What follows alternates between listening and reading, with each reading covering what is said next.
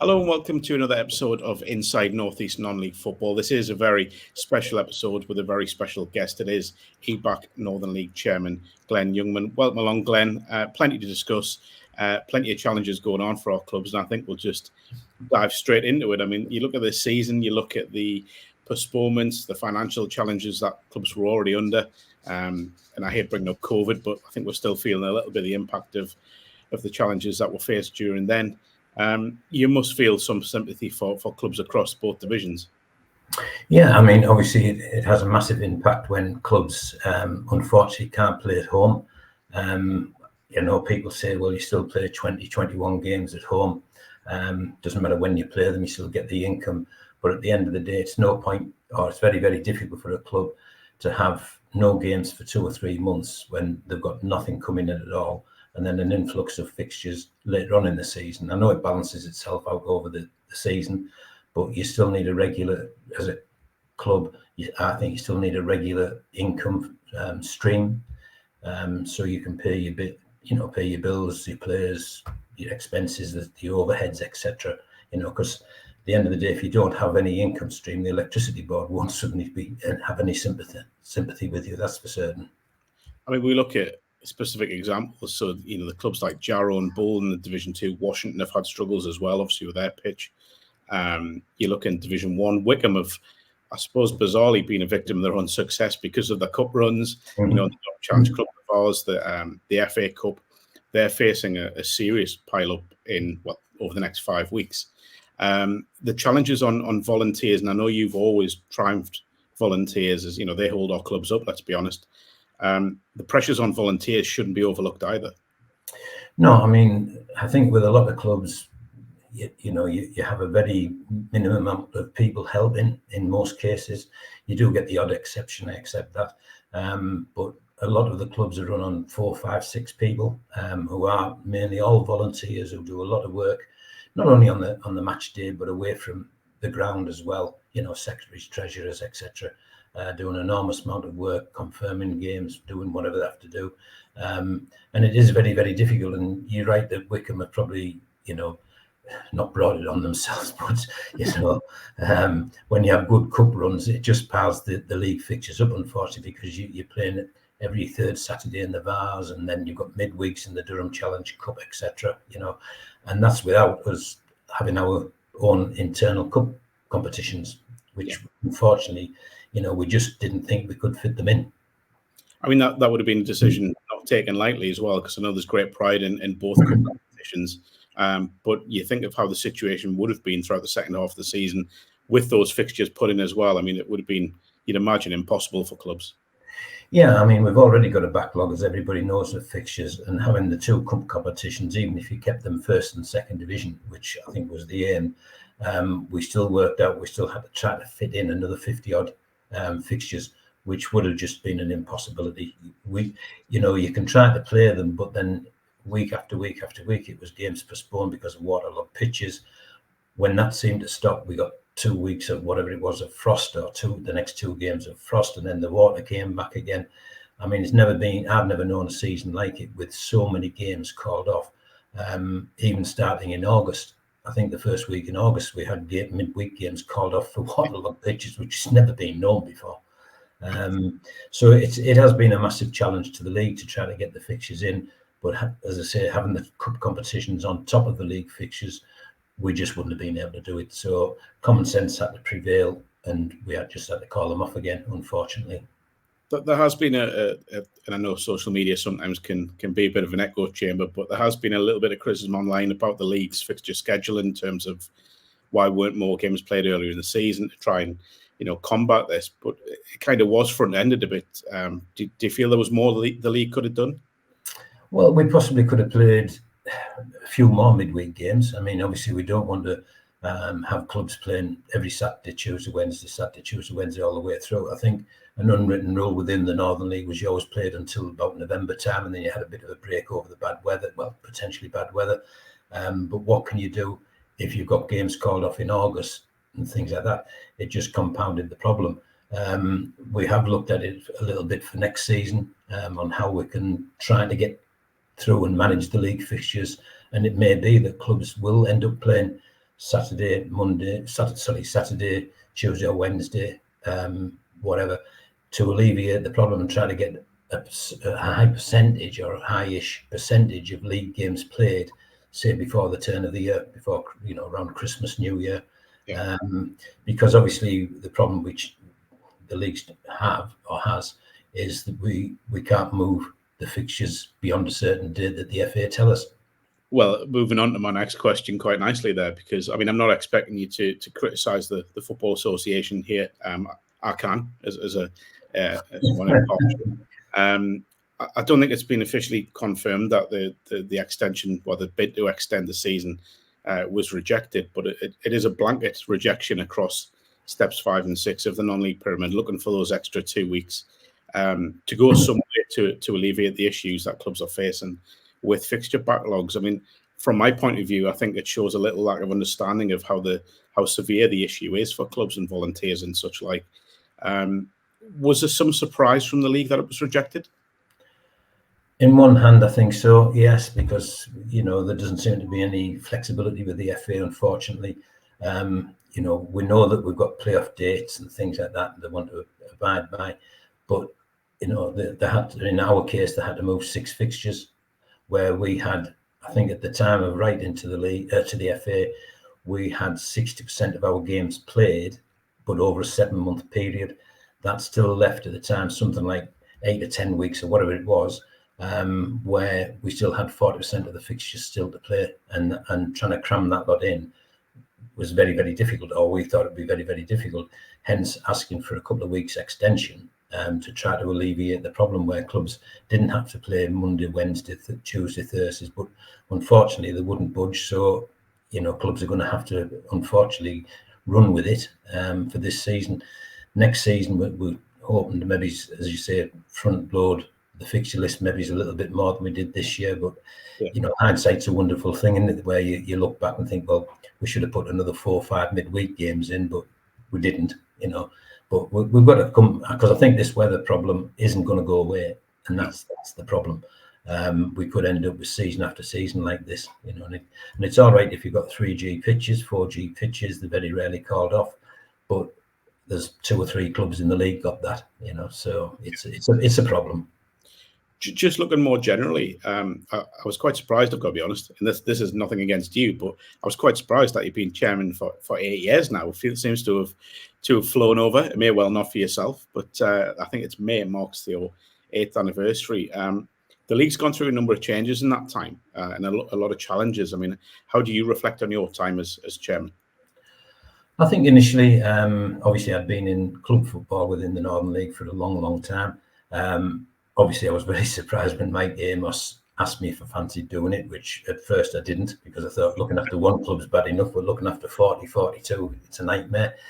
But then, in all honesty, when I reflect now and look at the personnel we have on the league management committee, who do the running of the league, the secretary, the registration secretary, etc., etc., it does run quite smoothly, to be fair. So I feel as though, as chairman of the league, if you've got good personnel below you, and I'm not being disrespectful there, but if you've got good personnel doing the administration side, then I think you're on the right side. And it has flown over. I mean, I must admit, I couldn't believe that it's 8 years, and I keep doing, when I do my report, and he's my 8th report to the league, to the AGM. And yeah, it has flown over, but we've had COVID in there and things like that, which was a challenge to everybody. But at the end of the day, I thoroughly love doing what I'm doing. Just looking at the future of the league as well. It's again, we talk about the kind of changing environment of the league. You look at the clubs who've come up from the feeder leagues, from the North Riding League, the Wearside, and the Northern Alliance. It feels as if the dynamics of the league are changing with every passing year. We've lost established clubs. Your Hebbins, even going further back. I mean, you could go back to South Shields and Morpeth and Spennymoor and clubs like that that went up. I think last season was a bit of an anomaly. Getting North Shields, getting Shildon back as well. It feels as if because of the strength of the league, more clubs are going to go up and stay up. So how does the league deal with that? Because are there enough feeder clubs, I guess, of clubs from feeder leagues wanting to come into the league to really strengthen it again? Yeah, I mean, obviously, we feel sometimes it's been a one-way ticket. We've lost 12, 13 clubs to promotion. Technically, we've only had one club relegated, which was Shildon. Yes, I know North Shields had the problems and were demoted. But unless they're starting to use the proper way of the pyramid, which is 2 up, 2 down, whatever they want to do, until we start to get clubs back, it's going to be a huge problem in this area of the pyramid system.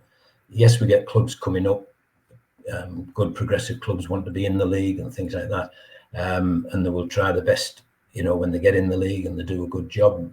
Some clubs take stock and have gone through our second division, first division, step 4. They look like going into step 3 now, things like that, and good luck to them. And we do get progressive clubs, but I think at step 4, because obviously the strength of the step 4 league now, which is predominantly, if you look at the top 5, it's 4 of them, I think, are all ex-Northern League sides. Yeah. And I just think there's going to be a jam at step 4 where Northern League clubs are going to be playing at that level for a long time, because there's costing involved and things like that, and maybe some clubs don't want to go any higher, or they can't go any higher than step 4. I don't know.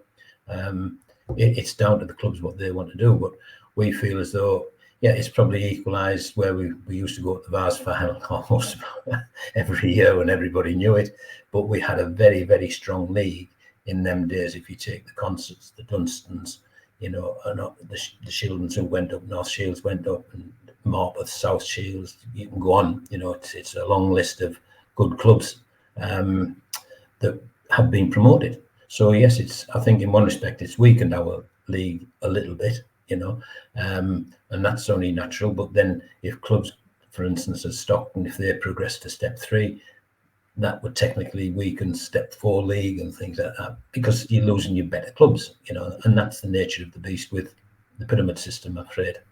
I think I'm right in saying that there was between 9 and 11 clubs have asked for promotion, applied for promotion from the feeder leagues. I mean, that must be heartening for you to see there are that many clubs willing to try and push and try and progress. Yeah, I think if you obviously we get various numbers. From the North Riding League as an example, we only had 1. You go at the Wearside League, we had 4. And I think the last time I saw the Wearside League table, they were all in the top 4, so it's a massive fight for them. You do feel sorry, because there's going to be 3 clubs miss out at the end of the day, and they all want to be in the Northern League, obviously. But it's the nature of the beast again that only one can get promoted from each league, unless the FA come up with something different, and very much doubt they would do that. But you take the Northern Alliance League, and you've probably at the moment only got Anach, who will probably, if they pass the ground grading, come in. We do hear rumours of other clubs are setting the stall out to try to build grounds and things like that. And good luck to them. I hope they do, to be quite truthful, because a progressive club should be allowed to move up and find the right level for that club. Yeah, would be nice to see an Anach back in the league as well. They are a miss up there. In terms of the Northern League, I've had this conversation with a few people around the league in terms of officials, but what's being done to support those clubs trying to progress from the feeder leagues, or Northern League officials going and saying, this is what you need to do to get up? Is there anything in place officially? Yeah, there's nothing officially in place, but we do go and visit these clubs, which is only right. As everybody is aware now, we don't do the ground grading anymore. I don't know if that's a good thing or a bad thing, because we got blamed for not promoting clubs in the past. But anyway, but we do go. We have attended all the 6 ground grading visits by the FA, albeit we sort of had a walk around the ground with officials from the clubs concerned, with the FA ground grader, and then basically we went back to the clubhouse and sat in the clubhouse and let the grader get on with his job, and subsequently we've now seen the reports that's come out,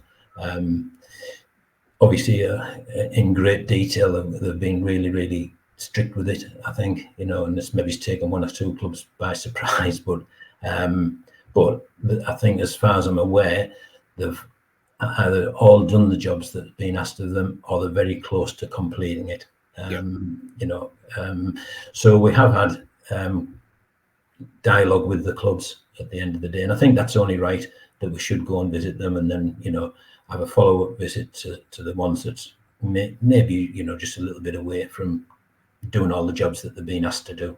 Yeah, I think it's only right we reiterate that the Northern League don't make the final decision on promotions, because you always see it every year. There's criticism, why didn't this club get promoted? It's not down to the Northern League. Yes, you can be there, but it's the FA's decision at the end of the day. They make the final call, because it is an annual event where that happens, where there seems to be a bit of stick thrown in the league. One thing I will ask as well, Marske United, sorry. We know they're in kind of limbo at the moment. They're applying to get into leagues. There has been a little bit of talk of they will come back to the Northern League. And I'm guessing from your point of view, it would be you would welcome them if that was a decision made by the FA. Yeah, I mean, when Marske were in the league, they did nothing wrong. Good friends of ours. Yes, they took promotion to step 4, went into step 3. Maybe he's overstretched themselves at the end of the day financially.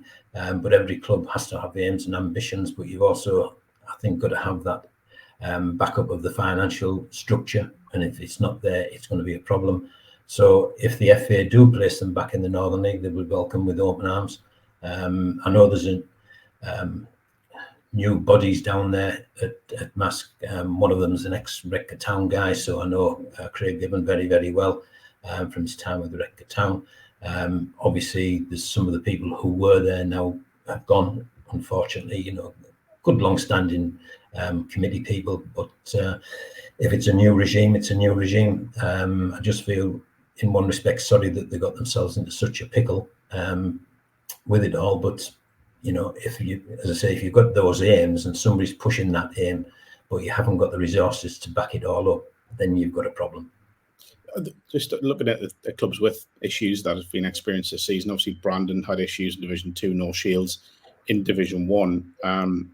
Again, speaking to individuals at both clubs, they're trying to work through those still now. What is the league doing in terms of those two clubs? Are you still in constant contact? Is it still trying to help them get through?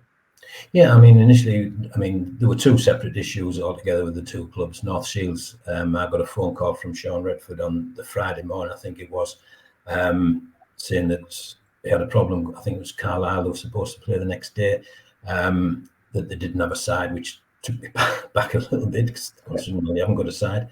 He told me what had gone on, financially, the manager leaving, the coach leaving, and everybody, all the players down in tools. So obviously, from a league point of view, we couldn't ask them to go to Carlisle because they didn't have a squad. They didn't have anybody there. So we give them a couple of weeks to try to get a new manager in, and giving them a couple of weeks is very, very tight to try to get a new manager, coach, physio, whatever else they needed, 20 players, etc.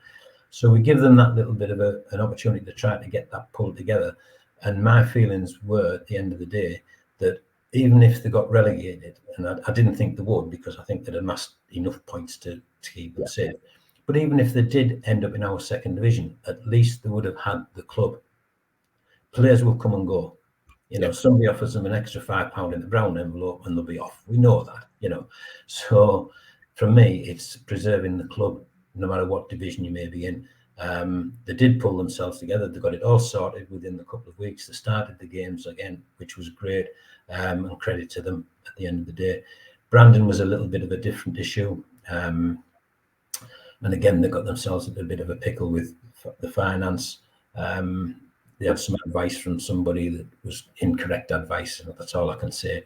And when I spoke to the people I needed to speak to, professional people who could sort it out, we told them that the advice they were given was incorrect.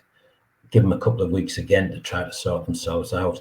They had somebody in the background, let's say, making accusations, and it was an awful situation for them. But again, we tried to save the club and give them a couple of weeks' notice to say, look, try to sort this out, which they did, and hence they've started playing football again. And okay, there may be a struggle on the park, but at the end of the day, the club's still there. And it's not for the league to kick clubs when they're down. That's the last thing we want to do. We want to, make sure all our clubs are there at the end of the season. Yes, you will lose them. We have in the past for whatever reason. Clubs want to resign, and that's okay. That's no problem.